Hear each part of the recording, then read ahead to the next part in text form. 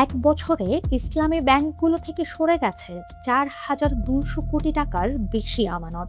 কমেছে প্রবাসী আয়, কমেছে জনবলও। কিন্তু কেন এই সংকট এখনো কাটছে না? চলুন দেখি আসল কারণটা কি। দেশের ব্যাংকিং খাতে ইসলামী ধারার ব্যাংকগুলোর সংকট এখনো কাটেনি। বাংলাদেশ ব্যাংকের সবশেষ পরিসংখ্যান বলছে 2026 সালের জুন শেষে 10টি পূর্ণাঙ্গ ইসলামী ব্যাংকের মোট আমানত দাঁড়িয়েছে 3,88,878 কোটি টাকা, যেখানে আগের বছরের একই সময় ছিল 3,93,079 কোটি টাকা। অর্থাৎ এক বছরের ব্যবধানে আমানত কমেছে প্রায় 4,201 কোটি টাকা।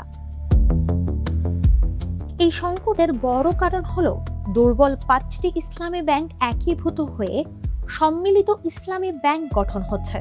আর এই 5 ব্যাংকেই আছে সবচেয়ে বেশি আস্থাহীনতা।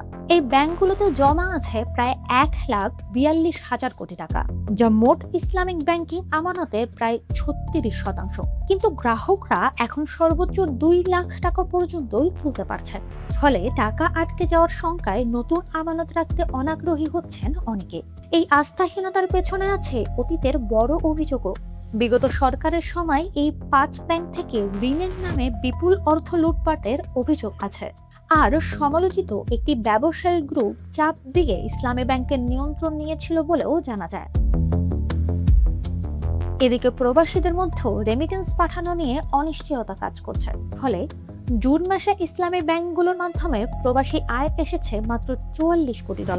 আগের বছরে $60 কোটি তুলনায় প্রায় 27% কম।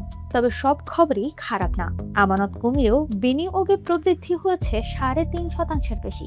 আর শাহজালাল ইসলামী ব্যাংকের মতো প্রতিষ্ঠান আমানত ও বিনিয়োগ দুই ক্ষেত্রেই ভালো প্রবৃদ্ধি ধরে রেখেছে। তবে সার্বিক চিত্র বলছে এই খাতে আস্থা ফেরাতে এখনো অনেকটা পথ বাকি।